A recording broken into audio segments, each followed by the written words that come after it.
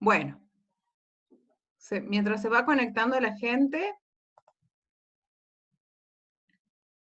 aprovecho para saludarles de nuevo. ¿Cómo están? Bienvenidos a todos, a todas y a todes. ¿Qué tal por sus casas? ¿Cómo va este miércoles? ¿Todos bien? Están mudos. Acá con lluvia. ¿Cómo ¿De estás? dónde sos, Ricardo? Merlo, provincia de Buenos Aires. Ah, está Sí, lloviendo.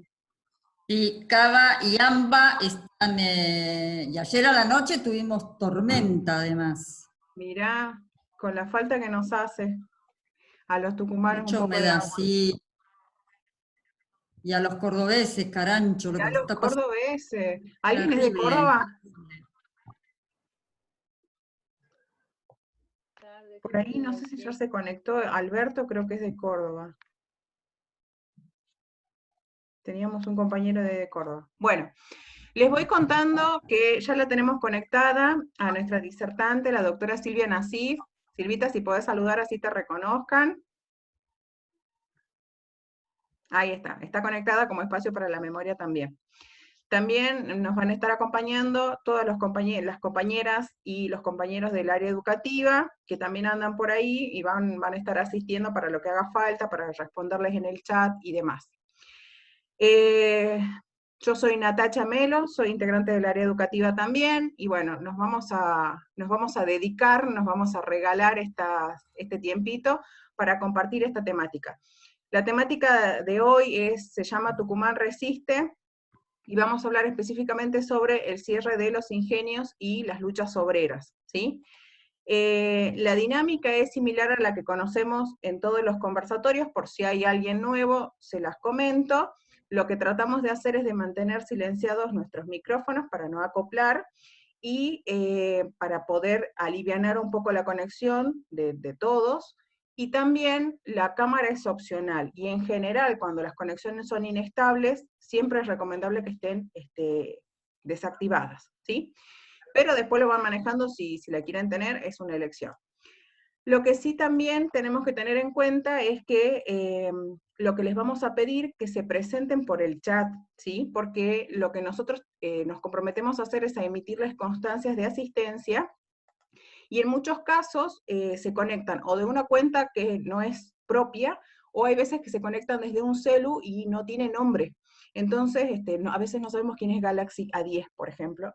Entonces, mejor si se presentan siempre en el chat, de manera tal que podamos identificar quiénes han estado presentes, ¿sí? Las constancias, el material utilizado en esta ponencia y los datos de la disertante, por si quieren ampliar o en algún otro momento quieren contactarse con ella, los van a recibir por mail hasta el próximo miércoles, ¿sí? Y las consultas que pudieran ir surgiendo, las preguntas a partir de esta ponencia, también las pueden ir haciendo en el mismo chat. Con Silvia también hemos establecido que la dinámica de hoy no va a ser al final, sino que las pueden ir haciendo a medida que la duda vaya surgiendo. Entonces, si quieren hacer algún aporte, algún comentario, o no queda claro algo de la exposición, yo voy a ir juntando algunas preguntitas o mis compañeras y les vamos a hacer un espacio para que Silvia las vaya respondiendo en el momento, así no esperamos tanto, ¿sí? Bueno, bienvenidos nuevamente a la gente que se está sumando. Creo que estamos en horario. Me silencio, y Silvita, bienvenida, te damos la palabra. Bueno, ¿qué tal? Buenas noches. ¿Se escucha bien? ¿Sí? Bueno, cualquier cosa me avisan. Bueno, quería agradecerles a la escuelita y a sus trabajadoras y trabajadores la invitación. Me parece muy, muy importante que, a pesar de esta situación que estamos viviendo, realmente dramática, y sobre todo ahora en el noroeste argentino, podamos tomarnos el tiempo para pensar y reflexionar sobre este acontecimiento que, si bien ha ocurrido hace medio siglo, todavía sigue invitándonos a reflexionar y a pensar conjuntamente sobre justamente el cierre de Ingenios, ¿no? Que hace poco se ha cumplido un aniversario más de ese terrible acontecimiento que ha sido el decreto firmado por Onganía, que posibilitó por decreto que se cierren Ingenios. Y había una etapa muy, muy, muy profunda de crisis en la provincia de Tucumán. Sé que hay personas que no son de Tucumán. Yo en este momento además no estoy en Tucumán, estoy en Buenos Aires. Así que, bueno, cuando me refiero a mi provincia, nuestra provincia es Tucumán.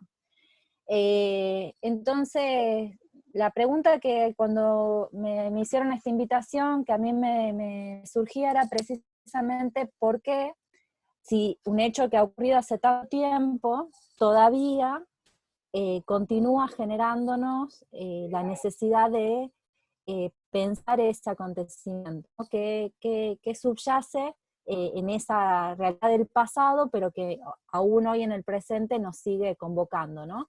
Y además también pensaba, porque el ciclo se llama Pensar el terrorismo de Estado desde Tucumán.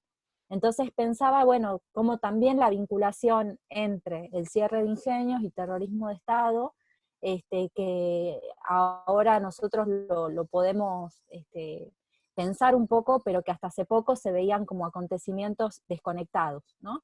Entonces, bueno, esa es mi propuesta, que o sea, que participemos, que tratemos de reflexionar. Bueno, ¿por qué a 50 años todavía seguimos dándole vuelta a este acontecimiento? Yo anticipo una respuesta que tiene que ver con que precisamente aquellas situaciones de crisis que hemos vivido no se han resuelto.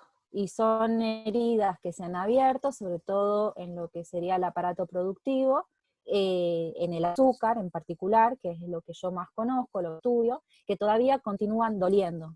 Tucumán sigue sufriendo por aquel acontecimiento. Entonces, bueno, a ver, voy a pasar la diapositiva. ¿Se pasa?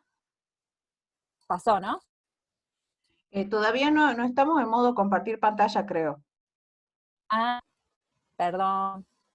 Qué suerte que les he preguntado, porque si no yo partía de la base de que sí. A ver ahí. A ver. Ahí estamos. Perfecto. Bueno, yo soy historiadora, pero me parece muy importante, y esta es una posición en la academia, pero también política, que la historia tiene que servir para entender el presente, no solamente para entenderlo, sino también para transformarlo. Entonces, en ese sentido, me parecía importante empezar por la actualidad del azúcar, ¿no? La actualidad en realidad no del azúcar, sino de los trabajadores, las trabajadoras. Y este es un estudio que hemos hecho hace muy poco tiempo, que tenía que ver justamente cómo afectaba el COVID-19 en las relaciones laborales.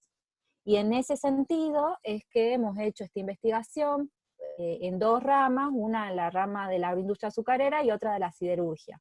Y en la agroindustria azucarera, bueno, principalmente concentrada en la provincia de Jujuy, Salta y Tucumán, en esas provincias, porque bueno, concentran el 99% de la producción azucarera en la actualidad. Y acá les digo, estas son tendencias de largo plazo, porque lo que comienza con el cierre de ingenios justamente no es solo el cierre de 11 ingenios azucareros, sino la eliminación de un plumazo de más de 50.000 puestos de trabajo, solo si tenemos en cuenta la agroindustria azucarera. Y esta, digamos, pérdida de puestos de trabajo es una tendencia que continúa hasta el presente. Yo les digo esto ya particularmente centrado en Tucumán. Y hoy se estima que en Tucumán, en el año 76, había más o menos aproximadamente 100.000 trabajadores. Con el cierre de ingenios, en un proceso muy resistido por el movimiento obrero y el campo popular, quedan más o menos 50.000 en el año 74, ya con el regreso del gobierno peronista.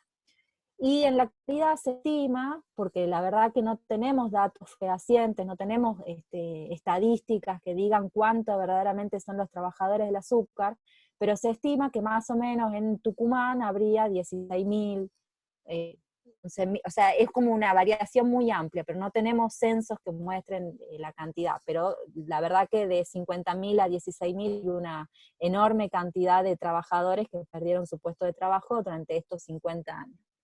Al mismo tiempo se han perdido un montón de derechos laborales, como por ejemplo la relación entre lo que existe entre obreros temporarios y permanentes. Hoy hay cada vez mayores obreros que están en condición de temporarios. Ustedes saben que la actividad azucarera es una actividad estacional, en el que en el momento de la zafra es en el momento en que mayor cantidad de trabajadores hay, pero a diferencia de los 60, hay una mayor cantidad de trabajadores que solamente están empleados durante la zafra, y en ese periodo es donde trabajan, juntan la mayor cantidad de dinero y después con eso sobreviven. Sobreviven porque el plan Interzafra, que está hecho supuestamente para paliar esa situación, este año fue de 2.300 pesos. O sea, ¿qué familia puede vivir con esa plata, no?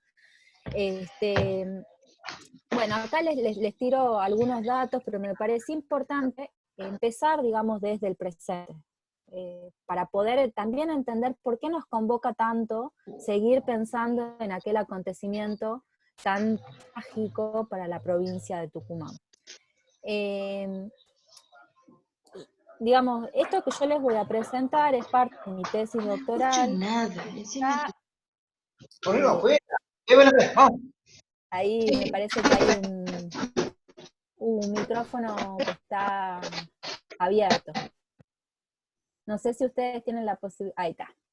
Bueno, les decía que esto es parte de de investigaciones que han surgido durante mucho tiempo, y quería simplemente mencionarles ahí, después este material ustedes van a tener disponible, pero es de donde hemos sacado la mayor cantidad de información. Lo que sí les digo que es fuerte para quienes estudiamos en las provincias de lo que se denomina el interior, es muy, muy difícil porque hay una gran fragmentariedad de fuentes, las fuentes no están en nuestra provincia, cada vez cuesta mucho más el acceso a la información.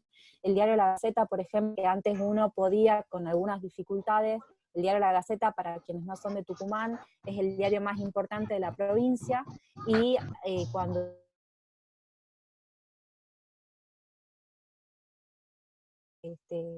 bueno, y consultarlo, con algunas dificultades, pero lo podíamos hacer. En este momento tengo entendido de que no es así, que hay que pagar y que es muy limitada la posibilidad.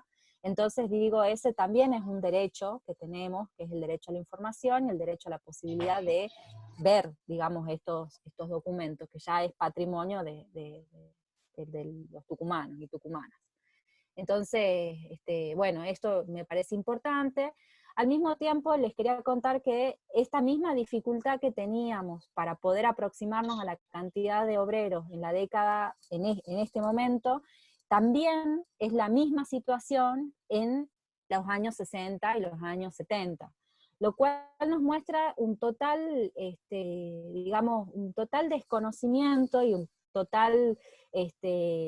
total desinformación respecto a quienes producen la riqueza, digamos, quienes venden fuerza de trabajo para que salga azúcar, o el alcohol, o las distintas producciones. Y esto no es, digamos, entonces también es una recurrencia, ¿no? El hecho de que los trabajadores no estén contemplados en las distintas fuentes, y entonces esas fuentes, esos documentos están desperdigados por un montón de espacios, lugares físicos, y entonces en ese sentido, uno de los puntos que ha sido fundamental en esta investigación, pero para mí tiene que ver con cualquier investigación que uno se propone realizar, que es consultarles en relación al estudio del pasado también, pero también del presente, consultarle a los protagonistas de aquellos grandes acontecimientos que estamos hablando. Yo acá les muestro solamente algunos y algunas de aquellos testimonios que he podido juntar durante estos años, que para mí han sido el tesoro más valioso, en donde yo realmente he aprendido, he conocido muchísimo, cuál era esa realidad, digamos, en ese pasado, pero al mismo tiempo también cuál es la realidad que se vive hoy en los pueblos de Tucumán. en aquellos pueblos en donde todavía aún hoy siguen sufriendo porque no existe una fuente de trabajo igual o similar a lo que había sido ese cierre de ingenio. Al mismo tiempo, lo que había sido su usina, porque algo que es fundamental para quienes no son de Tucumán y del noroeste argentino, es que la agroindustria azucarera establece y condiciona esas relaciones sociales en general en la provincia, estructura las relaciones sociales, y esto de larga data, porque la agroindustria azucarera es como dice Roberto Pucci, que es uno de los historiadores que estudia el azúcar y que estudia el periodo de la década del 60 y 70, precisamente, particularmente el cierre de ingenio, muestra justamente que es una de las principales y primeras industrias modernas en la Argentina que se asientan, ¿no? Y todo esto además lo voy diciendo como en contraposición a una historia que siempre ha sido mirada desde Buenos Aires, siempre ha sido mirada desde una mirada unitaria, porque si bien nosotros vivimos en un país federal, el unitarismo sigue existiendo ideológicamente, y bueno, y no solamente en lo ideológico, sino también en lo concreto. Hoy, por ejemplo, sabemos más de la cantidad de COVID y de afectados, y cómo está el sistema sanitario en la capital federal, de lo que está sucediendo, por ejemplo, en Jujuy, en Ledesma. Digo Ledesma porque hoy es el principal lugar en donde mayor COVID y fallecidos hay por habitante, más que en Cava, y no se dice nada. O sea, hay una situación de una saturación del sistema sanitario dramático, y no se conoce. Entonces esos grandes rasgos, digamos, de unitarismo, siguen presentes hoy, ¿no? Y entonces eso también se refleja en cómo uno construye, reconstruye, recrea esa historia. Pero al mismo tiempo, entendiendo que tampoco tenemos que hacer historias que no tengan que ver con lo nacional, sino que justamente la propuesta es poder mostrar cómo se retroalimenta la historia conocida nacional, que en general siempre se circunscribe a las grandes ciudades, con las historias, digamos, de regiones tan importantes para el país como la región del noroeste argentino, y en particular en este caso en la historia de Tucumán.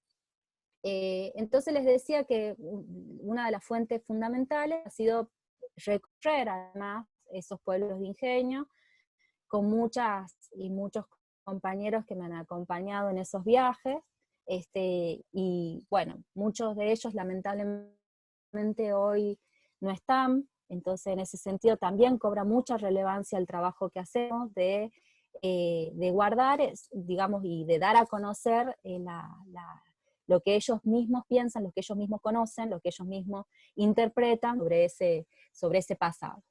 Entonces, mi reconocimiento a los trabajadores que hoy lamentablemente no están con nosotros, pero que han sido muy importantes, por ejemplo, César Bustos del Ingenio Concepción, y bueno, tantos otros que han partido, ¿no? Pero que todavía están presentes justamente en la memoria y en nosotros. Y en ese sentido les quería comentar que con gran alegría, un grupo de estudiantes y el Instituto de Investigaciones en donde yo estoy, en el Instituto León y Pinto, hemos encontrado, gracias a Pedro Luna, que es uno de los trabajadores más antiguos del archivo de la FOTIA, unos documentos que son muy importantes y muy valiosos, y que acá del espacio de la escuelita han ido a conocer cómo trabajamos, en qué ediciones, y hemos puesto a punto el archivo con mucha voluntad, porque otro de los problemas, exacerbado en pandemia, pero PIOS también, tiene que ver justamente con la poca valoración por ahí que hay de parte del Estado del patrimonio cultural de los tucumanos, ¿no? Y de los argentinos en general, la Argentina. Y bueno, y gracias a que se conservaron estos documentos a los trabajadores de la FOTIA, es que hoy tenemos documentos muy valiosos. Para que se den una idea, la FOTIA en la década del 60 agrupaba 55 sindicatos, llegó a agrupar 55 sindicatos de base, sindicatos de obreros, de surco, de campo, digamos del campo, y trabajadores de la fábrica. Y hasta hace poco no teníamos, por ejemplo, las comisiones directivas, ¿no? Ni siquiera teníamos reconstruidas las comisiones directivas de los sindicatos más importantes. Gracias gracias a estos papeles hemos podido reconstruir algunos. O sea, todavía falta muchísimo, pero ya el hecho de haber encontrado estos documentos y que haya un grupo, y sobre todo hay que valorar que estudiantes que tienen interés en conocer la historia del pueblo, pero no solamente eso, sino también devolverle de alguna manera en su formación, me parece que es algo muy, muy destacable. Y al archivo lo hemos llamado Hilda Guerrero de Molina. Ahora vamos a hablar de Hilda, me imagino que la mayoría de ustedes la conocen, pero bueno, para nosotros era justamente la expresión, la portavoz de una historia que además empieza a ser descrita desde nuestro presente, en el que las mujeres tenemos una participación, hemos tenido, pasa que hemos sido invisibilizadas y silenciadas, pero bueno, la figura de Hilda nos muestra justamente una mujer que se puso al frente, que intentó defender los intereses de su familia, de su pueblo, y que fue asesinada por esa dictadura encabezada en esos momentos por Juan Carlos Onganía. La inauguración, que para nosotros ha sido muy importante, ha sido también con su hija, Josefa, lo cual también nos muestra una perspectiva de cómo también nuestro equipo trabaja, que es justamente con los protagonistas y tratando de alguna manera de ayudar a reparar en lo que se pueda, porque esa familia quedó sin su madre, sin su sostén, pero bueno, como reconstruir también es importante, así que bueno, le hemos llamado Hilda Guerrero de Molina. Para adentrarnos en el tema, si quieren, obviamente me interrumpen, hacen preguntas, si lo que ustedes, yo no estoy viendo, pero ya me van a avisar si hay alguna pregunta. Me parecía importante empezar con una ubicación, ¿no? De cómo, en qué contexto han ocurrido estos acontecimientos. Justamente me parecía importante empezar en el 55 y terminar en la última dictadura, en el 76. 55 con el derrocamiento del gobierno peronista, y el 76 con el derrocamiento de otro gobierno peronista, en la figura de María Estela Martínez de Perón, después de que había muerto Juan Domingo Perón. Todo este periodo a nivel internacional es el periodo de la Guerra Fría, en el enfrentamiento de las dos grandes potencias entre los Estados Unidos y la Unión Soviética. Acá, para decir muy rápidamente, pero me parece importante para que veamos que este clima convulsionado de Tucumán no era exclusivamente de Tucumán, sino que era parte de un contexto más amplio, y que bueno, y que al mismo tiempo, para poder entender este ciclo que se abre del 55 al 76, hay que tener, en la Argentina en particular, hay que tener presente el derrocamiento del gobierno peronista y en la finalización de un modelo económico en el que de alguna manera planteaba precisamente, por ejemplo, la no intervención del Fondo Monetario Internacional, el desarrollo industrial principalmente con capitales nacionales, y bueno, y otras conquistas obreras que se obtienen durante todo este periodo, que justamente son los que van a ir perdiéndose durante este periodo y que el movimiento obrero va a resistir para obtener, para, digamos, no perder más. En ese sentido, el 55 tenemos lo que se llamó la Revolución Libertadora, que después del asesinato del fusilamiento del general Valle es conocida por los peronistas particularmente la Revolución Fusiladora, del 55 al 58, el gobierno después del 58, el gobierno de Frondizi, después el gobierno de Ilia, y a partir de ahí, lo que se conoce como la dictadura de la Revolución Argentina, que va del 66 al 73, que es donde ocurren estos acontecimientos. Después, del 73 al 76, el gobierno peronista, el tercer gobierno peronista, que termina siendo derrocado por un nuevo golpe de Estado. Como les muestro arriba, si ven en la línea hacia arriba, están los acontecimientos a nivel internacional que tienen gran repercusión en Argentina, en América Latina, sobre todo para América Latina, la Revolución Cubana en el año 59, lo que denominaban la Revolución Hablada al Español, por primera vez en América Latina, una revolución que en un proceso pasa a ser una revolución que se propone el socialismo.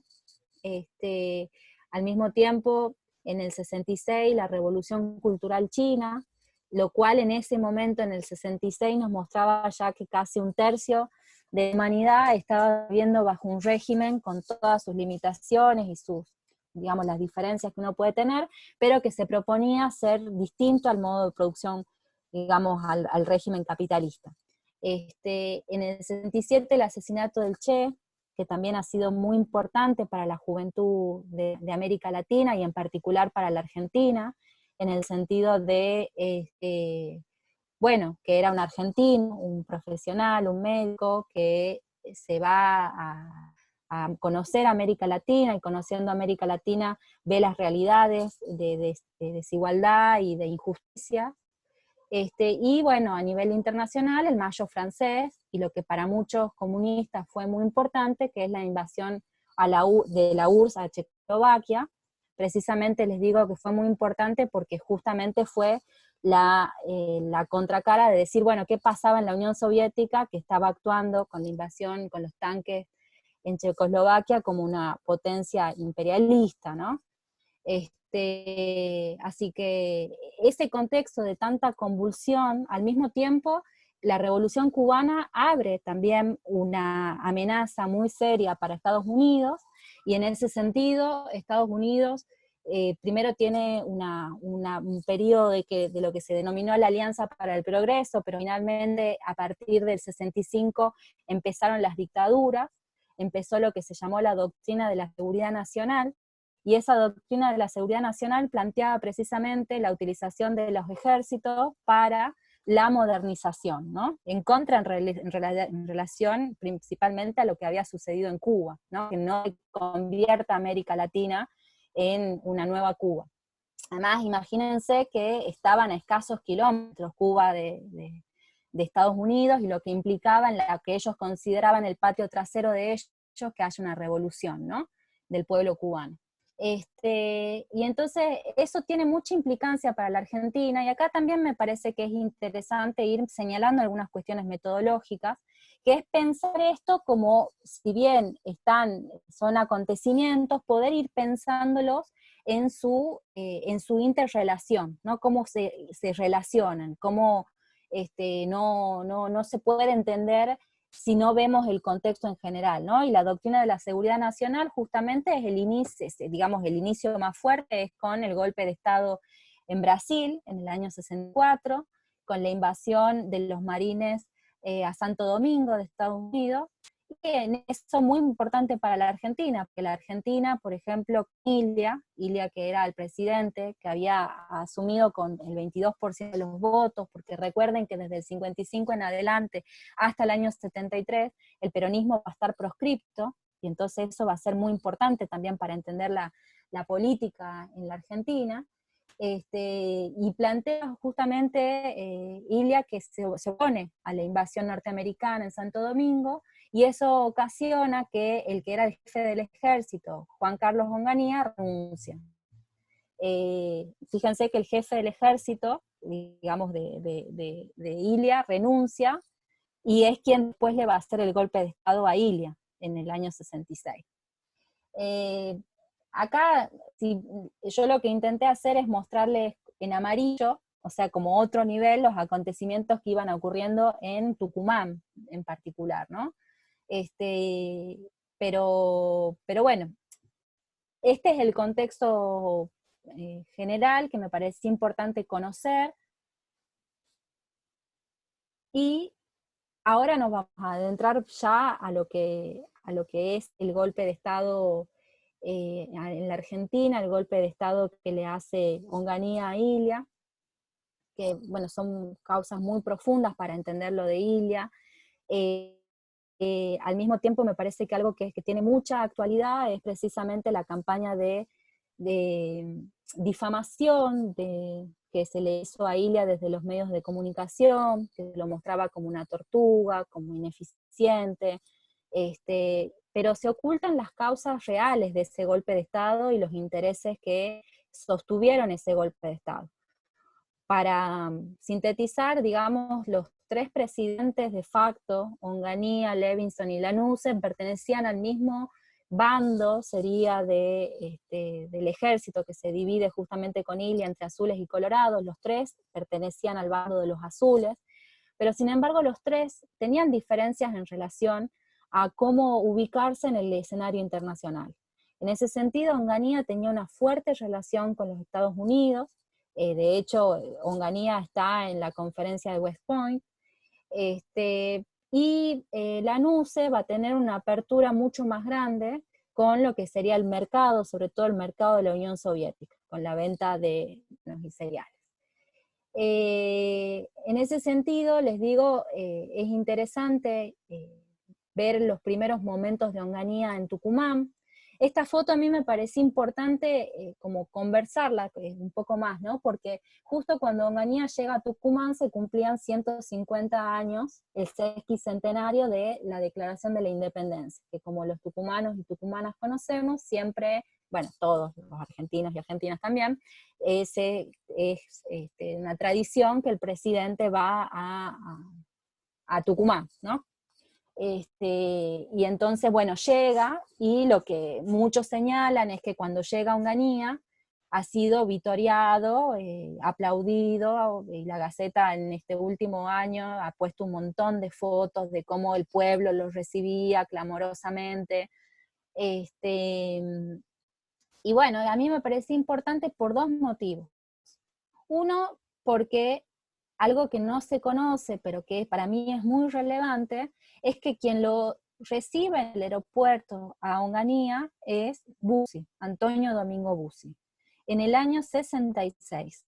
O sea que tenemos a dos genocidas de distintas magnitudes en ese encuentro en el aeropuerto Benjamín Matienzo, que es muy relevante. ¿Por qué? Porque justamente 10 años antes de lo que sería el golpe de Estado del 76, y antes del operativo Independencia, se encuentran quien va a destruir una parte del aparato productivo de la provincia de Tucumán, Onganía, con la eliminación de puestos de trabajo, con la crisis social que se abre a partir de ese momento, que como les he dicho, para mí Tucumán no se ha recuperado de ese golpazo, junto con el que 10 años después, con el operativo Independencia y con el golpe de Estado, va a ser quien efectúe la desaparición forzosa de personas y, bueno, lo que ustedes ya conocen.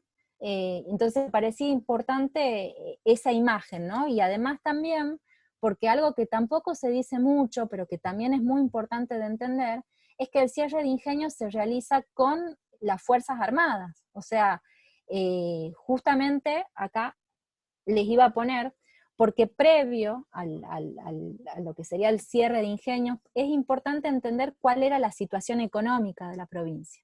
Y la situación económica de la provincia estaba, digamos, el año 65, había sido un año en el que había habido una cosecha exitosa, pero que había generado una crisis de sobreproducción. Yo digo siempre que, ojo, que es sobreproducción relativa, porque no es que todos los niños de la Argentina tenían la posibilidad de comer azúcar, no es que en el mundo sobraba el azúcar, sino que en las condiciones del sistema capitalista hay una, como hasta ocurre en la actualidad, hay sobreproducción, pero no por consumo, sino por la cuestión, digamos, económica. Y en ese sentido, esa cosecha exitosa genera una crisis de sobreproducción que en el año 65 se expresa políticamente en muchísima conflictividad obrera, que termina en un acontecimiento muy lamentable, que fue la muerte de Camilo González, que este año se van a cumplir también aniversarios, 55 años del asesinato de Camilo González, que era un dirigente del ingenio bellavista, que muere en una asamblea, en un acontecimiento bastante complicado, porque justo es en diciembre, ustedes saben que en diciembre es el momento que la zafra ha terminado, y que esperan para que, digamos, sobre todo los trabajadores que migran y que vienen a Tucumán, los santiagueños, catamarqueños, esperan el pago para volver a su provincia y alimentar a su familia. Y bueno, por supuesto, como hacen las grandes patronales, siempre descargan la crisis sobre los trabajadores y entonces no les pagaban, les adeudaban los salarios, y en un contexto muy complejo que precisamente estaban avisándoles, el sindicato les estaba avisando a los dirigentes sindicales, digamos, al conjunto de los trabajadores que, bueno, cómo iba a ser el tema del pago, asusado por las patronales también, y digamos con alcohol encima, pareciera ser, porque tampoco ha sido, es una reconstrucción que he podido hacer, pareciera ser que un trabajador termina dando por muerte a Camilo González. Pero nos parece, desde el archivo de la FOTIA, nosotros tenemos el compromiso de dar a conocer la vida de Camilo González, de que se conozca, porque la verdad que la situación ha sido muy compleja, y este es el contexto previo, que también es importante para entender sobre qué actúa la dictadura de Onganía. La dictadura de Onganía, al mismo tiempo, Salimey, que es el ministro de Economía, el primer ministro de Economía, que dura 6 meses nada más, antes de Krieger Bacena, que va a ser más conocido, por decreto, y esto me parece que es muy importante, porque uno de los discursos de la dictadura era que el aparato productivo de Tucumán era ineficiente, que era monoproductora de azúcar, que la Argentina le debía el esfuerzo, los tucumanos le debíamos a los demás el esfuerzo para seguir con esta industria, bueno, y todo lo que ustedes saben que era ineficiente, etcétera, etcétera, etcétera.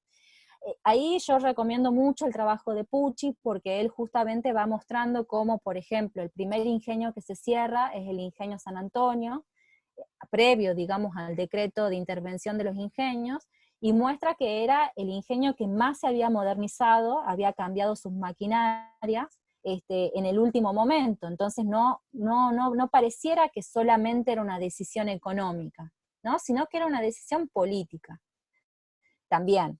En ese sentido, bien, siempre se ha dicho que en realidad quienes se habían beneficiado del cierre de los ingenios habían sido los ingenios del norte. Cuando decimos los ingenios del norte nos referimos a Salta y a Jujuy, y en en particular al ingenio Ledesma.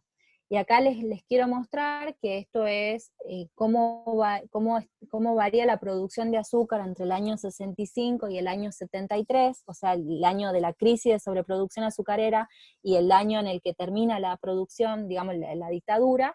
Y en realidad, si uno hace esa comparación, ve que en el año 73, la Tucumán en su conjunto produce un 25% más de azúcar. ¿Sí? Recuerden que una justamente de las causas, supuestamente para la intervención, era esa crisis de sobreproducción azucarera, y al mismo tiempo, o sea, produce un 25% más, pero con 11 ingenios menos, con menos de 50.000 puestos de trabajo, y entonces lo que vemos en realidad, y esto es muy importante, es una concentración monopólica de la producción azucarera.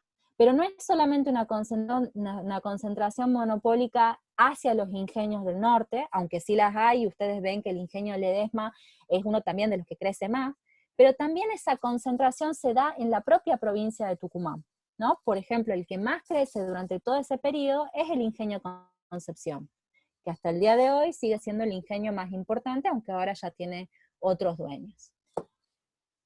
Al mismo tiempo, cuando Salimey, el 21 de agosto del año 66, habla por cadena nacional y dice lo que iba a hacer con el decreto, dice, bueno, esto que Tucumán es ineficiente, y promete una revolución productiva, promete que no se van a perder ningún puesto de trabajo, promete la diversificación agroindustrial. No sé si les suenan las promesas, ¿no? De estas que estoy diciendo, si no les resuenan, ¿no? Y bueno, lo que sucedió finalmente fue todo lo contrario, ustedes, una de las cosas que hacen para paliar la crisis en el año 67 es el operativo Tucumán, en la que supuestamente iban a llegar nuevas industrias, que iban a generar nuevos puestos de trabajo, que iban a industrializar la provincia. Una de esas, por ejemplo, ha sido la textil escalada, en Los Ralos. Los Ralos, el ingenio de Los Ralos, antes de que se cierre, ocupaba más o menos 2.700 trabajadores y trabajadoras. La textil escalada solamente llegó a ocupar 120 trabajadores. O sea, miren ustedes lo tremendo que ha sido esa situación, y al mismo tiempo, ahí termino la idea, al mismo tiempo es ese el ingenio, esa textil escalada, también la cierra la próxima dictadura, ¿no? Se reabre una lucha enorme del pueblo con el Comité Pro Defensa, con los trabajadores. Sí, te escucho. Agustina pregunta por acá, deja una pregunta en el chat, que le gustaría si podés ampliar la parte, porque es como que nos cuesta entender hablar de sobreproducción y de deficiencia al mismo tiempo. ¿En qué momento se une para tener lógica ese argumento? Bueno, ahí por eso les decía, que a veces los procesos no se explican solo desde lo económico, sino que está muy vinculado a lo político. Si bien hay una crisis de sobreproducción azucarera, eso significa que al año siguiente ese azúcar no se puede vender, porque al mismo tiempo, yo acá no les he explicado muy bien, pero les amplío un poco. Hay un periodo en el que, sobre todo en el 61 y 63, hay precios internacionales del azúcar muy favorables. ¿Sí? Y en cierta medida eso posibilita que se produzca más azúcar. En ese momento el azúcar era principalmente una producción para el consumo del mercado interno, porque ustedes, y hasta el día de hoy, las cuotas del mercado externo para la exportación son muy, muy difíciles. Brasil, por ejemplo, en la actualidad, y Estados Unidos también, domina el mercado del azúcar. Pero entonces, en ese momento en particular, hay como un momento favorable en los precios internacionales, por lo que se propicia que haya mayor producción de azúcar. Entonces en Tucumán, particularmente, se aumenta enormemente la cantidad de plantaciones y de cosecha de las plantaciones, pero en el año 64, esto lo explica muy bien Pucci, va a haber una disminución de ese precio internacional del azúcar. Pucci pone como variable muy importante para entender la competencia de la Unión Soviética, que compra azúcar cubano a un precio más bajo, y esto sumado a una política de guerra económica del grupo de Ledesma Arrieta, o sea, Blaquier Arrieta, contra los industriales tucumanos. 16 haya un excedente sin vender, un excedente muy, muy grande, ¿no? De casi 400.000 toneladas de azúcar que no se venden. Por eso genera la crisis de sobreproducción relativa. Al mismo tiempo, algo que también nos detenemos en esto, porque me parece que es lo que por ahí interesa y mucho no se abunda, Tucumán no solo ha sido utilizado como pretexto para un golpe de Estado en el año 76, sino que también en el año 66 ha sido también utilizado como un pretexto para decir que, bueno, que había un soviet en Tucumán, y que era necesario, de alguna manera, responder, ¿no? Y ese soviet estaba principalmente por los trabajadores azucareros. Entonces, en ese sentido, a ver, tengo acá una interrupción. Gracias. En ese sentido, por eso digo que no es solo económico, sino también político. Tenemos la crisis de sobreproducción azucarera, el atraso en el pago de los trabajadores, la utilización de Tucumán como justamente una de las causas por la que después se va a explicar el golpe de Estado del 66, y al mismo tiempo, y esto es importante entenderlo, y se cierran ingenios por decreto. O sea, tenemos idea de que justamente en este momento en particular, les digo, es muy interesante porque empiezan a ir muchos estudiantes de ciencias económicas de la provincia de Tucumán, van a estudiar a Estados Unidos, ¿no? Y que lo principal que estudian ahí es la teoría monetarista, la libertad de mercado, etcétera, etcétera, etcétera. Un estudiante de aquella época, Gastón Meliace, me contaba, por ejemplo, él era estudiante y ha sido presidente del Centro de Estudiantes de Ciencias Económicas en ese momento, me contaba que uno de sus profesores de macroeconomía les decía que en Tucumán los ingenios eran ineficientes y que se tenían que cerrar. Y entonces uno de los estudiantes le pregunta al profesor, le dice, bueno, está bien, se cierran los ingenios, ¿y qué pasa con los trabajadores? Y le contesta el profesor, ese no es un problema de las ciencias económicas, ese es un problema de las ciencias sociales. ¿Sí? O sea, les digo esto porque hay que unir los procesos económicos y sociales y políticos. Y en ese sentido, contra lo que decían la idea esta de la libertad de mercado, miren qué no libertad de mercado, finalmente, que los ingenios, estos primeros 7 ingenios, son intervenidos por decreto, por un decreto presidencial. Y eso es lo que genera, además, no es solamente por un decreto presidencial, y ese es el otro elemento que me faltaba decirles, sino que el día del cierre de ingenios había más de 500 efectivos que tenemos nosotros, que aparecen en la Gaceta, pero seguramente mucho más, que vienen a Tucumán particularmente para que se puedan cerrar los ingenios. O sea que también se utilizan a las Fuerzas Armadas para el cierre de ingenios azucareros. ¿Sí? Bueno, no sé si he contestado la pregunta, pero va por ahí, me parece importante. Aprovecho, Silvita, para comentarte Sí. otra pregunta que dejaron acá, es si nos podés contar algo sobre el posicionamiento de la FOTIA en relación al decreto de los cierres de los ingenios. Ahí iba, me viene bárbara la pregunta, así conecto. Acá lo que yo les mostraba, que está acá en esta, me sale Filmina, pero no es Filmina, estoy igual que Fernández, en esta placa del PowerPoint, dos propuestas, ¿no? Una es FOTIA, sus sindicatos y afiliados, y otra es el primer congreso de delegados, que se llama en el año 66 Camilo González, y hace en enero del 66. Para mí este congreso, les digo, por un montón de situaciones, es muy significativo. Es muy significativo porque ahí participan más de 600 delegados de base, para que ustedes vean, además, el alto nivel de organización que tenía la FOTIA, la Federación Obrera Tucumana de la Industria Azucarera, que nace al calor del peronismo, se funda en el año 44, y la mayoría de los dirigentes sindicales vienen de esa procedencia, vienen del peronismo, salvo algunas excepciones, pero en su mayoría, y en este momento quien era su secretario general era Atilio Santillán. Este Congreso de Delegados Seccionales se hace en enero, o sea, previo a que se cierren los ingenios, y ellos ya venían hablando de la crisis azucarera. Y lo que la FOTIA plantea es otra salida.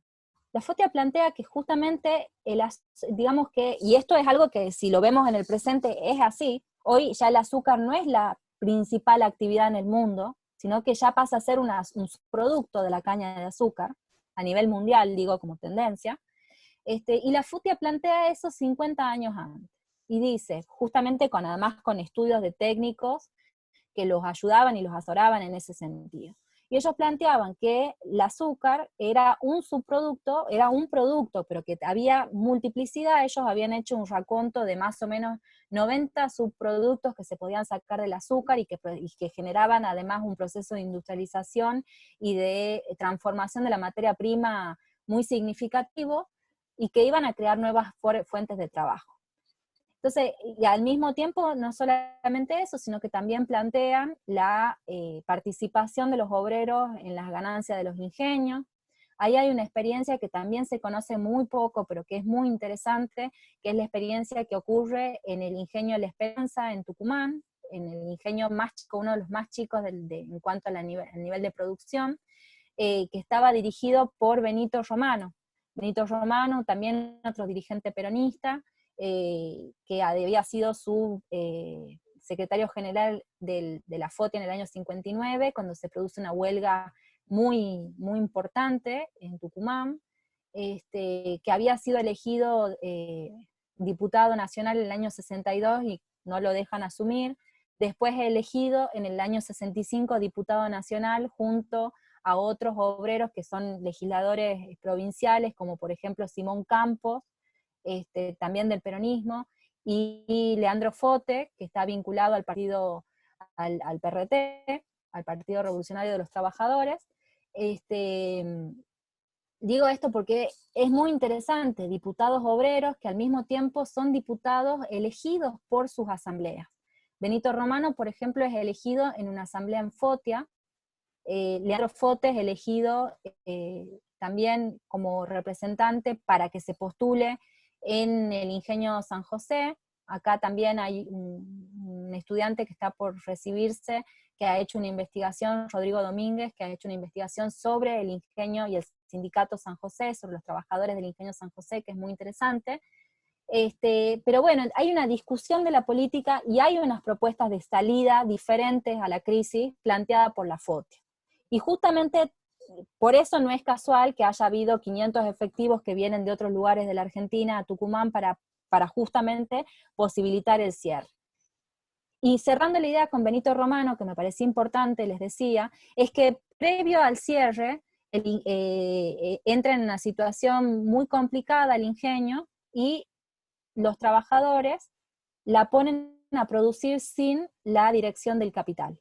Y esa es una experiencia que por 3 meses dura, previo a que se cierre por la intervención del decreto de Onganía, y dura 3 meses esa experiencia. Muelen. Benito Romano después en una entrevista muy interesante, que si tienen la posibilidad está en internet, está en la CGT de los argentinos, en el semanario de la CGT de los argentinos, plantea justamente que con esta experiencia obrera de control de la producción, de control, digamos, sin la necesidad del capital, descubren el secreto más preciado de las patronales azucareras, que es verdaderamente cuánto cuesta producir azúcar, que es como un gran secreto, hasta el día de hoy, ¿sí? Entonces, esto los trabajadores lo pueden hacer, dura muy poco, y este dirigente sindical, que les digo, Benito Romano, que en el año 65 va a ser elegido diputado nacional, que dirige el sindicato, que fue secretario general de la FOTIA, que después, bueno, ese trabajador es uno de los 50.000 trabajadores que se quedan sin trabajo con el decreto de Onganía. Para que ustedes tengan en cuenta además de la experiencia de esos trabajadores, ¿no? De lo que estamos hablando en ese momento.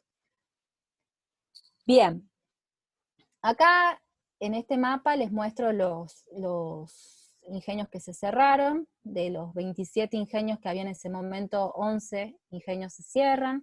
Una particularidad de la provincia de Tucumán, a diferencia de la provincia de Jujuy y Salta, es la existencia y la resistencia, diría yo, porque siguen existiendo hasta nuestros días y siguen resistiendo hasta nuestros días, de los pequeños y medianos productores cañeros, que se aferran a sus tierras y las defienden con uñas y dientes, y sobreviven, y que en ese momento representaba la mayor cantidad de la materia prima que molían estos ingenios, ¿no? Además también vean la diversidad de industriales, la provincia más chica, 27 ingenios azucareros, a diferencia de lo que es Jujuy y Salta, que tienen entre 2 provincias, concentran 5 ingenios. Estos 5 ingenios, la mayoría son grandes terratenientes, dueños de esas tierras, acá en Tucumán también, pero digo, es una diversificación, es diferente.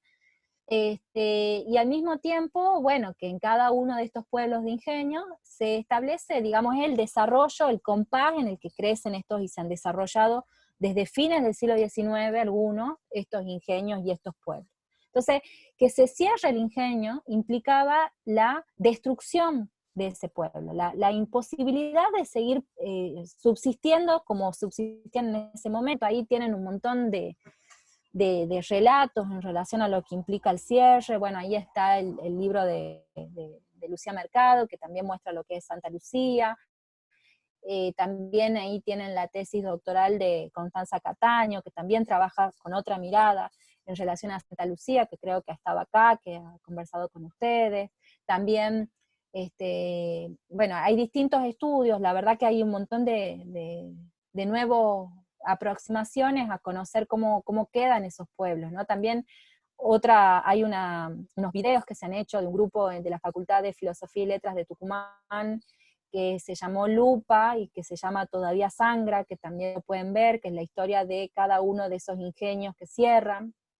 Porque acá, digamos, lo que yo quiero transmitir es justamente que se trata de personas de carne y hueso que de un día para otro se ven obligadas a irse de la provincia porque no consiguen trabajo.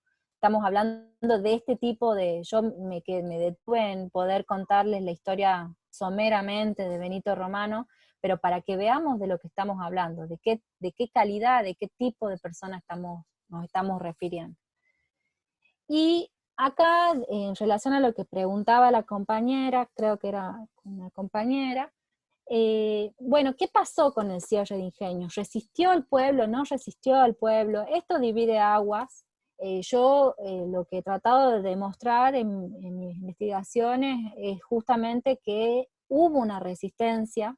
Nosotros tenemos que tener en cuenta que, digamos, algunos factores para entender cómo es esa complejidad en el que se cierran esos ingenios a nivel ya nacional, para ver cómo interactúan los acontecimientos. Como ustedes saben, digamos, el peronismo, que era la fuerza mayoritaria en el movimiento obrero, estaba proscripto. La FOTIA les había dicho justamente que tenía una fuerza muy grande el peronismo, y Perón desde el exilio, el día antes de que se dé el golpe de Estado a Onganía, que lo dé Onganía el golpe de Estado a Ilia, en una entrevista en primera plana a Tomás Eloy Martínez, va a decirle en relación, porque era un golpe que todo el mundo lo conocía, primera plana sacaba una encuesta mostrando si sí estabas de acuerdo o no estabas de acuerdo con el golpe, o sea, era como que se había preparado mucho el tema a nivel comunicacional. Digo esto también pensando en el presente, ¿no? En relación a algunas ideas que han salido últimamente en relación a una posición golpista. Pero bueno, en ese 50 años antes, Perón desde el exilio, ya en Puerta de Hierro, en España, plantea una famosa frase que es desencillar hasta que aclare. Y ese desencillar hasta que aclare genera en el movimiento obrero, ustedes recuerden que está proscripto hace 11 años, o sea, desde 55 a 66, no puede volver a la Argentina. Bueno, no nos vamos a meter porque ahí es muy interesante, todas las idas y vueltas, el operativo retorno frustrado con Ilia, pero que no termina, bueno, no importa. Pero lo que sí es importante es esa frase, esa posición política, porque genera un compás de espera digamos, en la población, pensando quizás que era la forma de volver, de que se le permita volver, pero bueno, todo lo contrario, no vuelve. Y eso, digamos, genera una situación hacia el interior del movimiento obrero.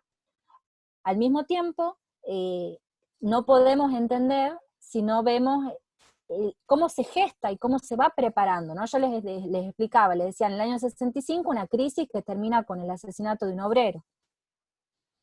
Crisis de sobreproducción, atraso y descarga de la crisis en los trabajadores por parte de las patronales azucareras, y la preparación de Salim Bey, el ministro de Economía, diciendo que no se iba a perder ningún puesto de trabajo, bueno, toda la preparación ideológica para que eso suceda, y al mismo tiempo que tanto Lázaro Barbieri, que era el gobernador de la provincia, como Ilia, no han resuelto el problema de Tucumán a favor de las mayorías, digamos, ¿no? Entonces, ese es el contexto en el que pueden hacer el cierre, y al mismo tiempo, con las Fuerzas Armadas, con las fuerzas de seguridad, rodeando los ingenios para que no haya ninguna protesta.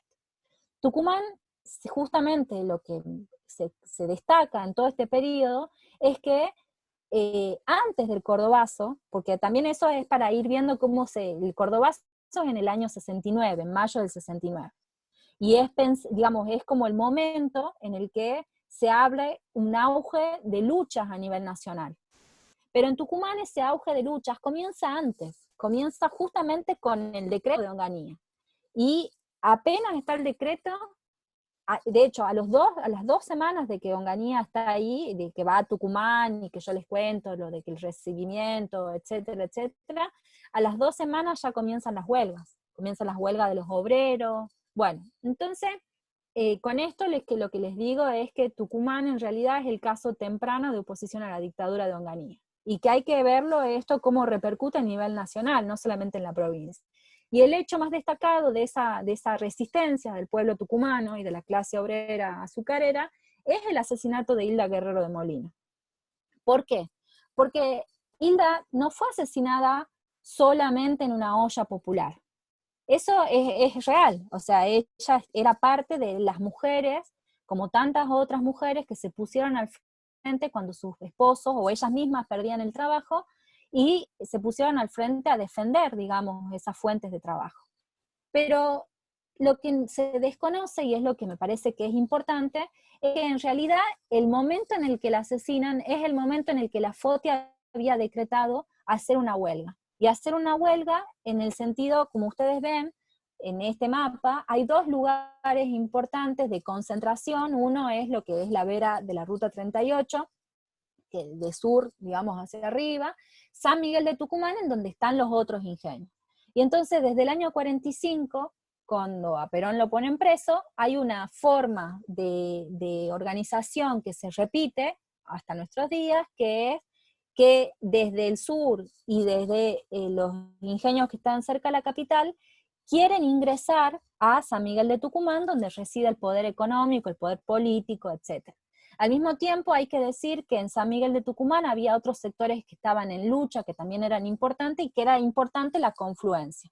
Me refiero al movimiento estudiantil, que es una de las pocas fuerzas que se oponen claramente al golpe de Estado contra Ilia, la FUA, la Federación Universitaria Argentina, que saca un decreto, una declaración diciendo que se oponían claramente al golpe de Estado a Ilia, y a TEP, que también estaba en lucha desde hace mucho tiempo con la figura que más se conoce de Isauro Arancibia.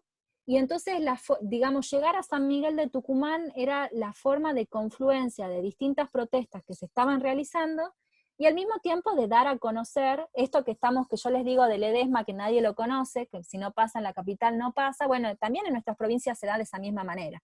Si no pasa en San Miguel de Tucumán, pareciera que no sucede, aunque nosotros sabemos que sucede exactamente.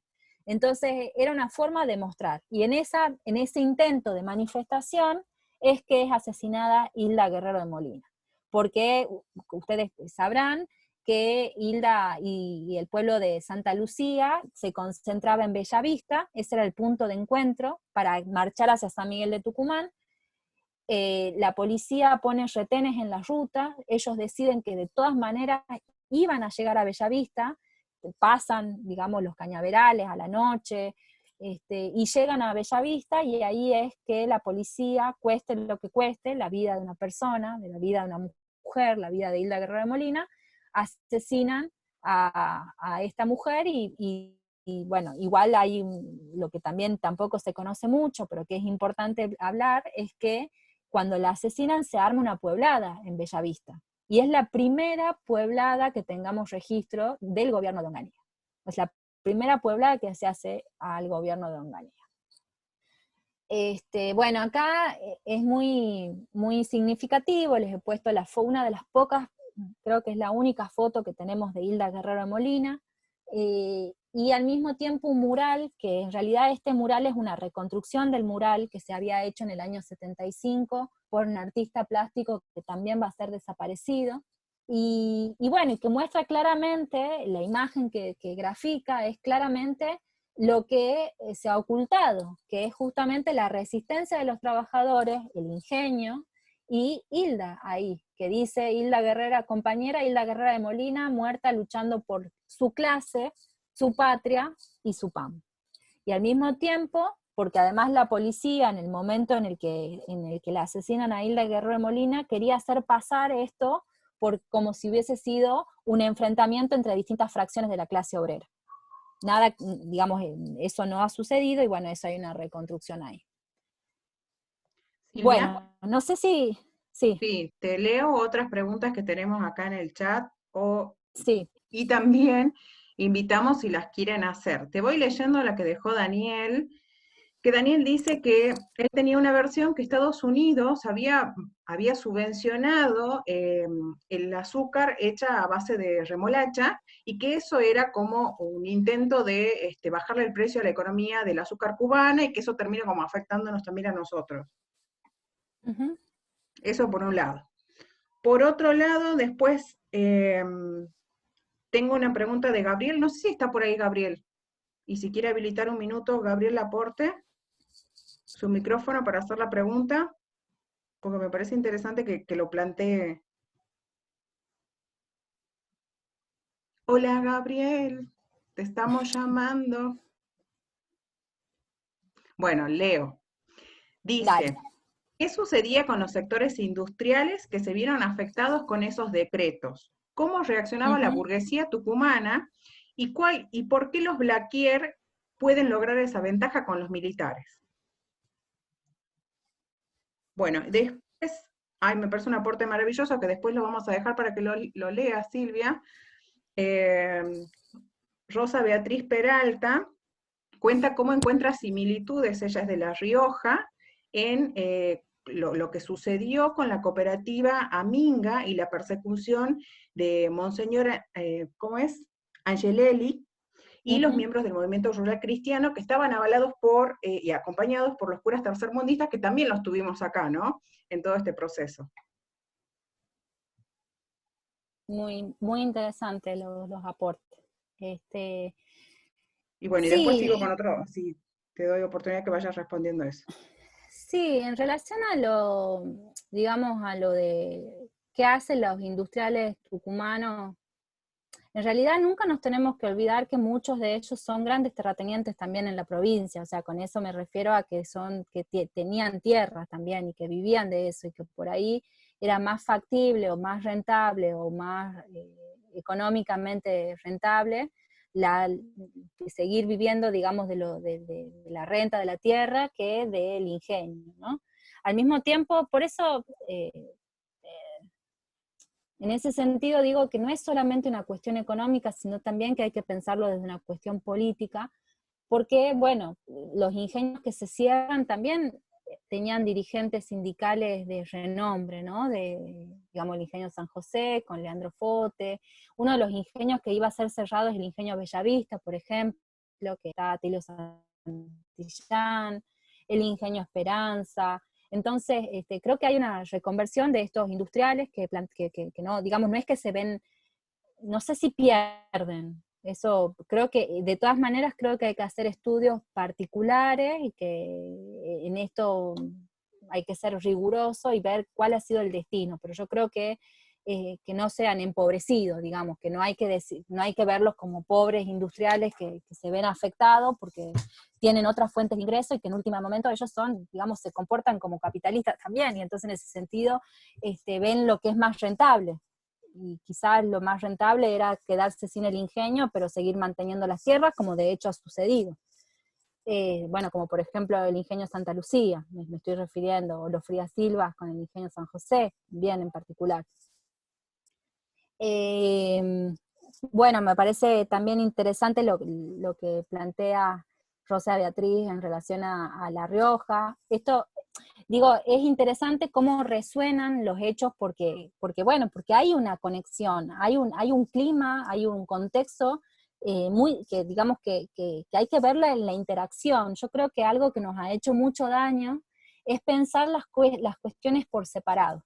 O sea, lo que pasa en Buenos Aires pasa en Buenos Aires, lo que pasa en Córdoba pasa en Córdoba, y no, en realidad cuando uno hace esa reconstrucción, uno ve que, por ejemplo, los dirigentes sindicales tenían mucha relación entre ellos.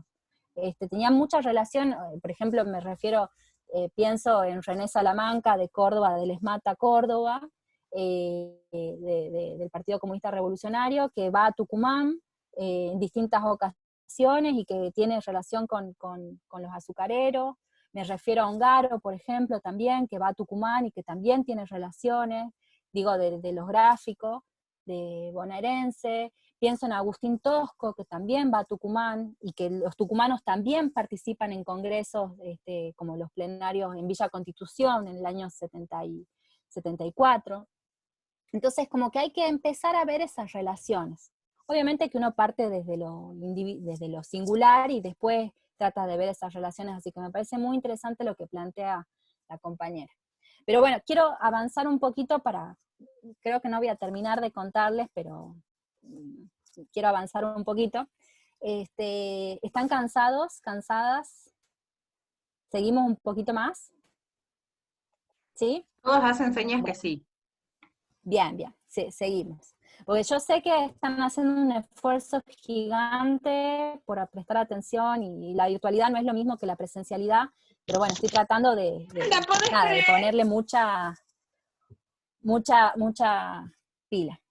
Entonces, les decía, acá para pasar rápido, me parece importante mostrar justamente que la resistencia en Tucumán no solamente fue en ese momento que les describí, el 12 de enero del 67, cuando la FOTIA llama a una huelga general y termina siendo asesinada Hilda por las fuerzas de la dictadura, sino que también continúa y acá empalma paralelamente a lo que han sido los acontecimientos nacionales del Cordobazo, esos grandes levantamientos populares. Me refiero a la pueblada en Villa Quintero en abril del 69, me refiero al acto obrero estudiantil que se hace en la FOTIA, en las puertas de la FOTIA. Esa es una foto que he sacado de la Gaceta, por eso está tan mal. Le he sacado yo, digo, del propio diario en ese momento, pero que también es muy significativa. El Tucumanazo, que este año se cumplen 50 años de aquel acontecimiento, que también se está conmemorando, y el Quintazo de junio de 1972.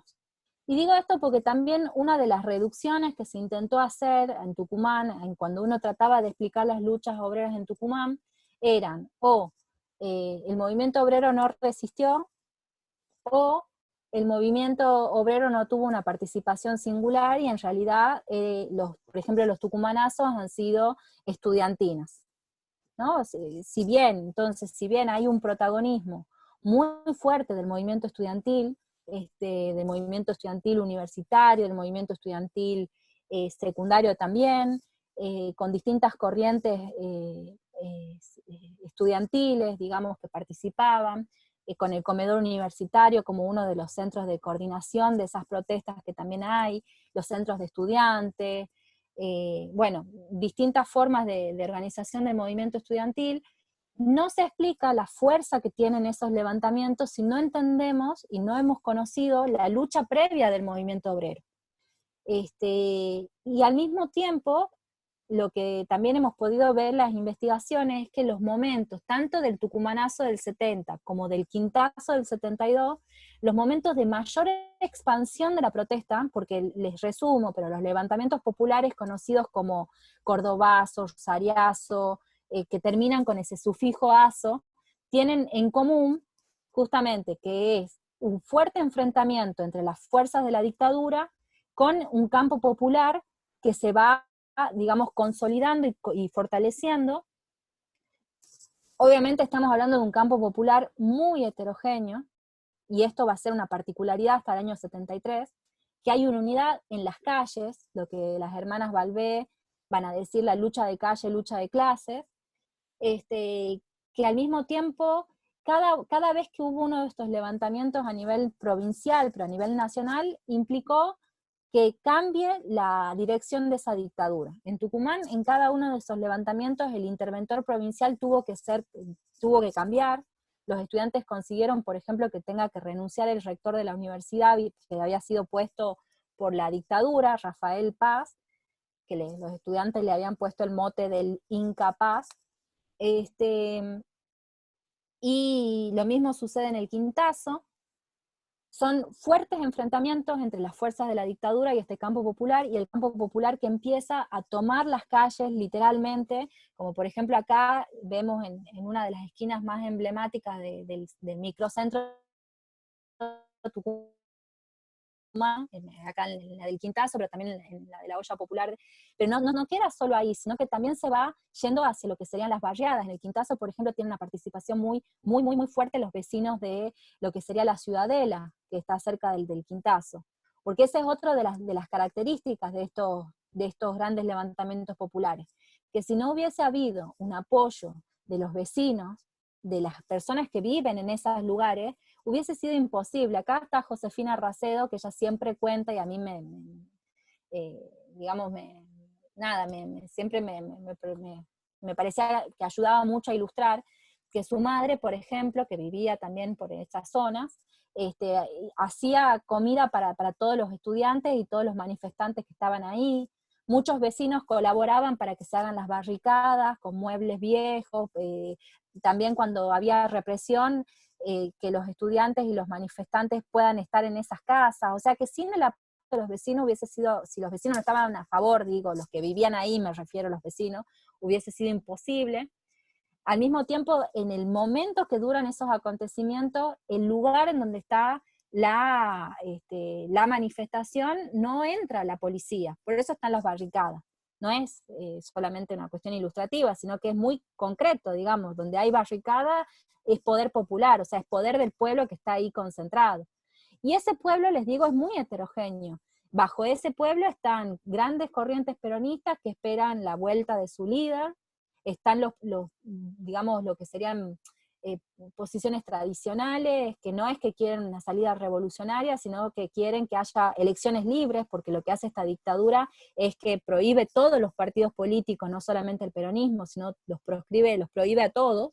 Entonces, una corriente importante, digamos, pide por elecciones libres, y en este contexto del Mayo francés, de la Revolución cubana, todo lo que yo les venía contando, hay un proceso de radicalización de una juventud obrera, estudiantil, que plantea el derrocamiento revolucionario de la dictadura. O sea, plantea que a partir del derrocamiento de la dictadura podría haber una revolución en la Argentina. Todo eso que es tan heterogéneo, todas esas corrientes políticas que yo les digo, estaban unidas en la lucha de calles en este periodo de la dictadura de la Revolución Argentina. Y esos levantamientos populares se hacen con todas esas fuerzas, al mismo tiempo es el inicio ya también a partir del año 70 de las organizaciones armadas, que empiezan a tener un papel importante. Pero, digamos, lo que se muestra acá es una amplitud y que el programa político se da en las calles. Entonces, paso a la próxima diapositiva. Acá este es un mapa que solamente quiere mostrarles los distintos levantamientos populares en la Argentina, que es muy interesante. Acá las consecuencias de la crisis económica y social en Tucumán con el cierre de ingenios, para recapitular, se cierran 11 ingenios, la concentración económica de la producción azucarera, la concentración monopólica de la producción azucarera, la eliminación de más de 50.000 puestos de trabajo en la agroindustria azucarera, un aumento descomunal de la desocupación, el 14% en diciembre del año 68 se registraba en Tucumán. Esto en un contexto, además al mismo tiempo les digo que es al revés, o sea, es un momento de crecimiento del empleo en distintas zonas de la Argentina. O sea, la característica es que hay un aumento del empleo, y Tucumán es una provincia que es al revés, hay un proceso de desocupación impresionante. Al mismo tiempo, en los ingenios que siguen produciendo hay una intensificación de la explotación de la mano de obra.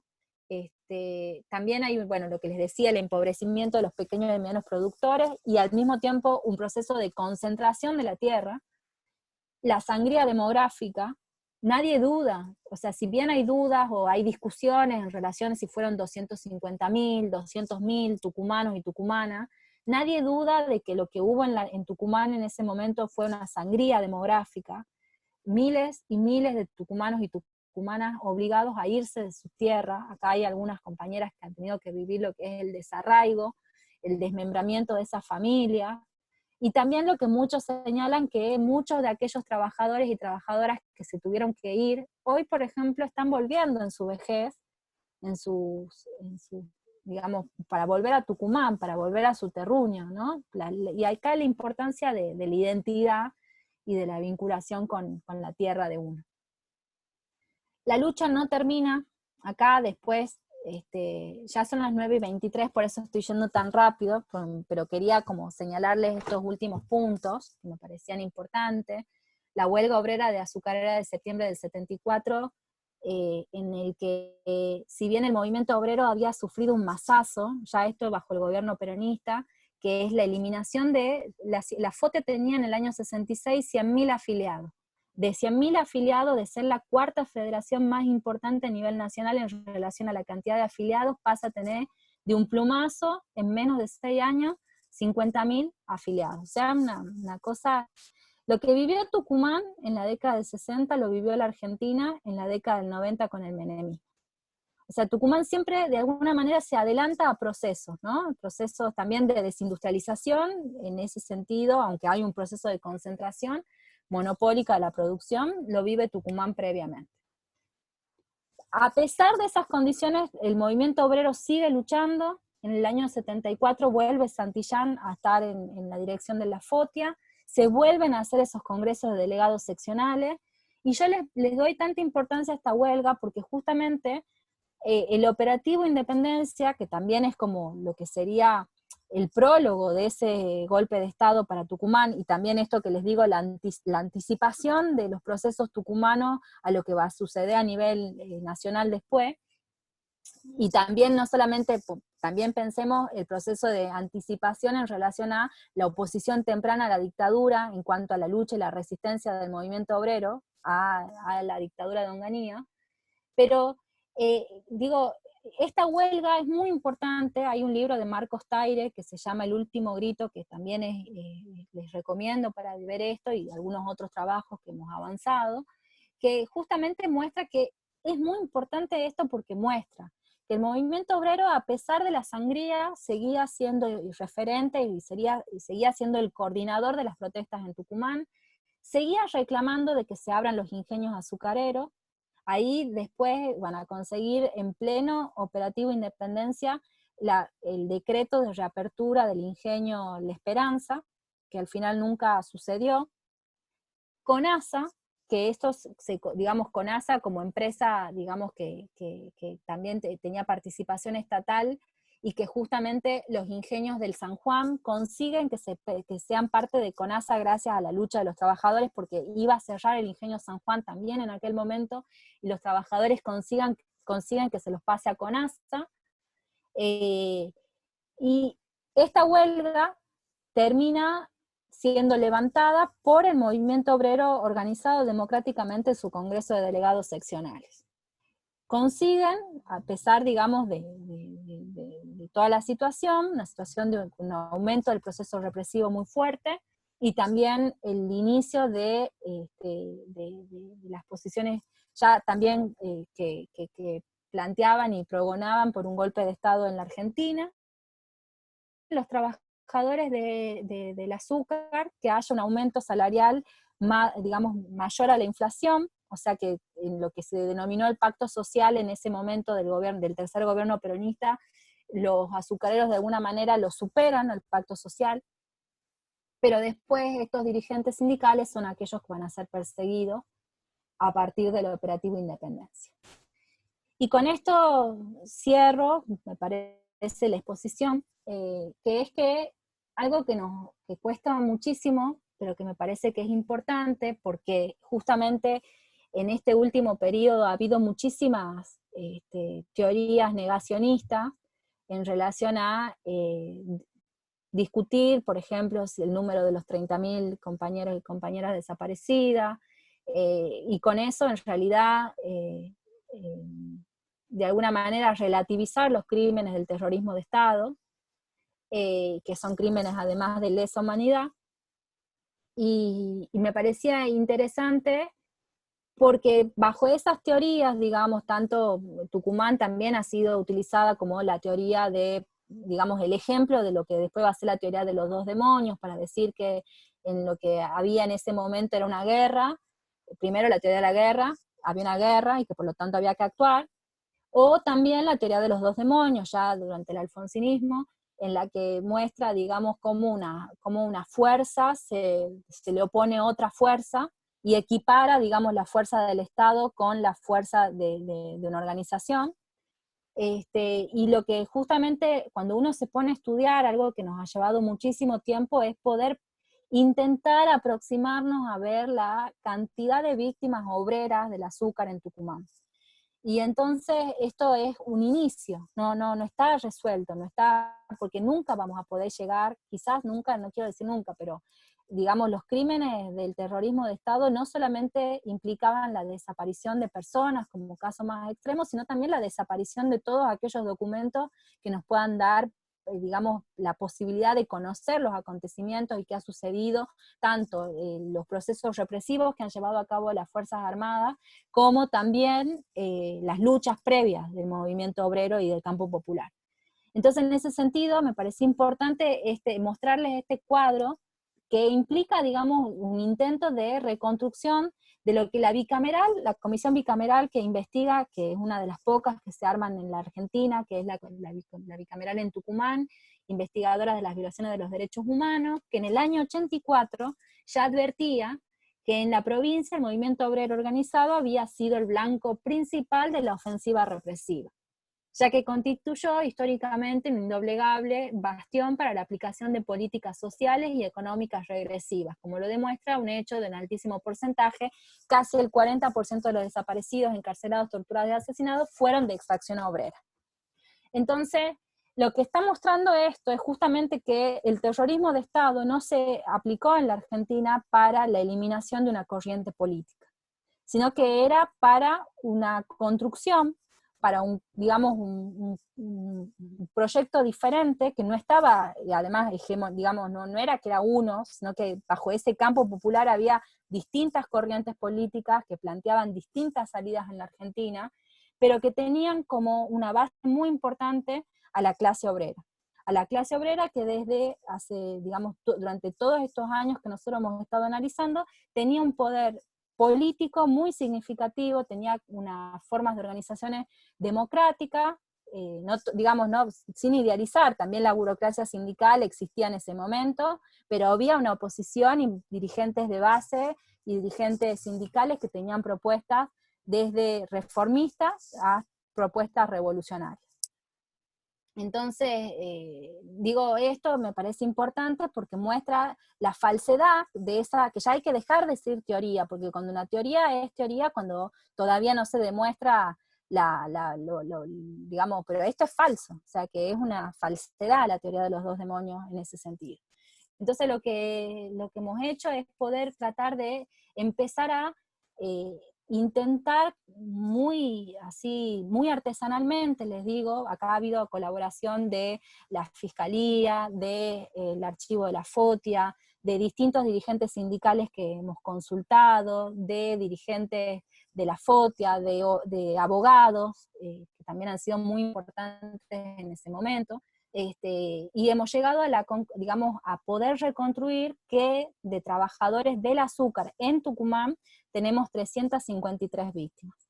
Cuando nos referimos a víctimas, nos estamos refiriendo a desaparecidos, asesinados, secuestrados y liberados, que han sido detenidos del PEN y después que no tenemos alguna información.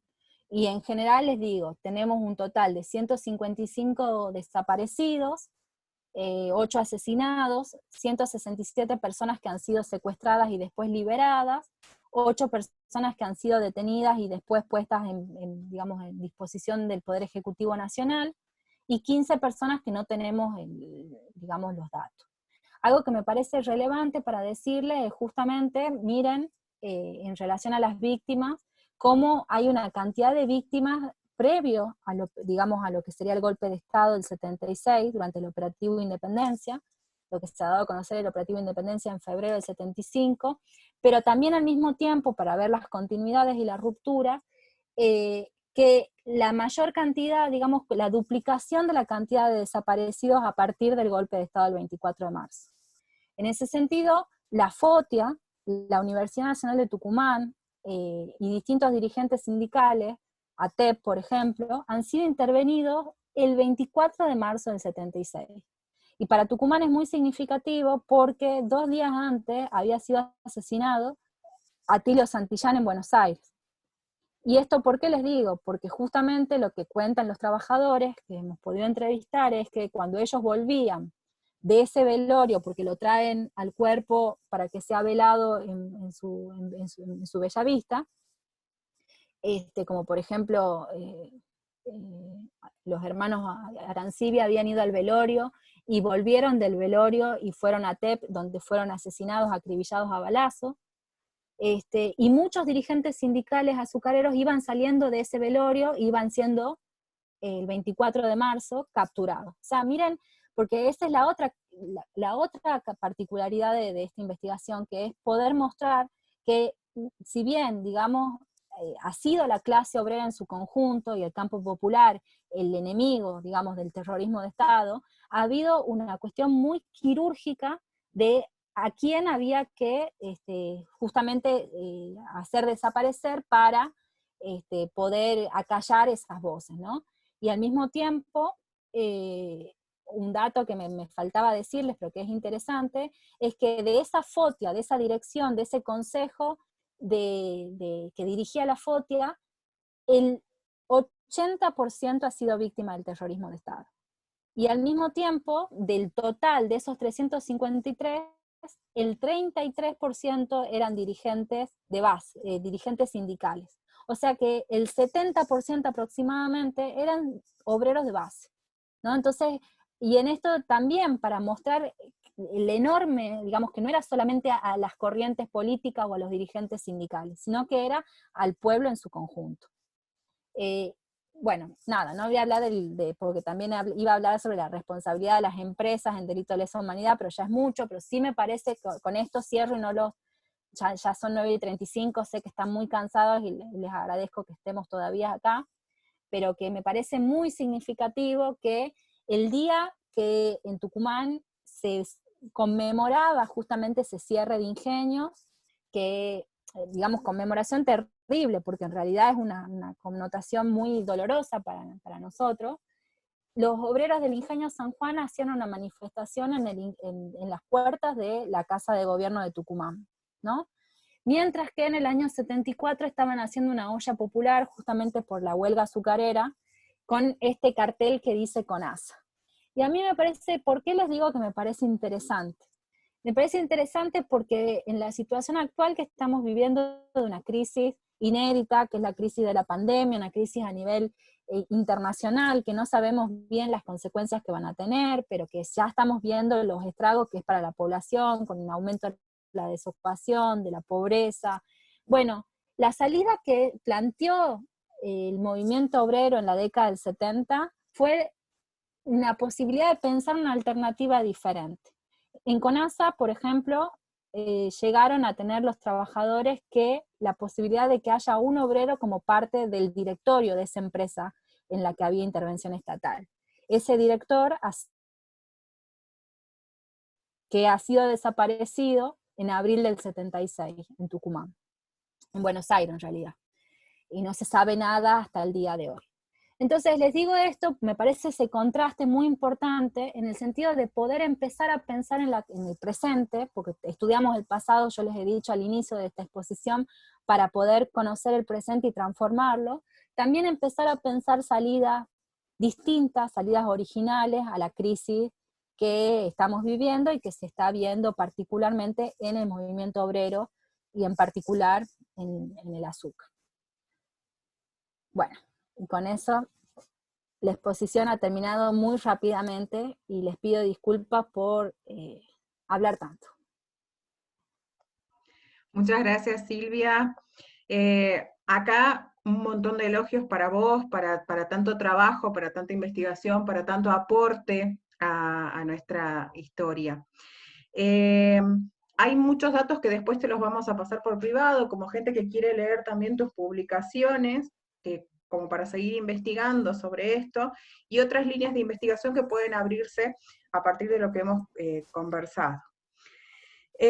También han quedado algunas preguntas que son como puntuales, que les vamos a pasar el mail de Silvia, para que las puedan ir consultando también específicamente, y a lo mejor en mayor profundidad, ¿por qué no? Silvita, si podés, vamos a la opción de dejar de compartir pantalla. Les recuerdo a todos y a todas que este material es para ustedes. Silvia generosamente lo ha ofrecido para que también cada uno de nosotros acceda, y la grabación de este video también, ¿sí? Si tienen un minuto más, nos regalamos un recuerdito para que también se los enviemos, y es una fotito, y si tienen un minuto de habilitar su cámara, se me los acomodan un poco, con la mejor cara del Y ahí miércoles veo a esta hora, por favor. muy querida, está, por ejemplo, veo a Beatriz Lobo, ex Ahí trabajadora del está. Ingenio de la Fronterita, que está ahí, Dani Wider, bueno, mucha gente muy querida que me parece... Nada, les digo esto que me faltaba decirles, bueno, les he dicho, pero me parece importante, no solamente para qué conocemos, para qué tipo de historia, para qué, para quién, sino también la necesidad del trabajo colectivo. O sea, esto que yo estoy mostrando es el producto de años de investigación, pero que no han sido nunca en soledad, sino que ha sido siempre acompañada y elaborado todo esto con un montón de cariños, personas, trabajo. Entonces, me parece que es hora de empezar a pensar menos individualmente, menos en lo que la academia nos propone, la academia oficial, digo, yo también soy parte, digamos, doy clases, soy docente, soy investigadora, pero digo, tenemos que empezar a romper esas falsas dicotomías y falsas planteos que nos muestran una cosa individual, cuando en realidad todo esto que yo les he mostrado es colectivo, absolutamente colectivo. Entonces, es la propuesta que tengo. Me parece que solo así vamos a poder, digamos, tenemos deudas pendientes y tenemos que cumplirlas ahora. Entonces, solos y solas no vamos a poder. Nadie se salva solo, dice.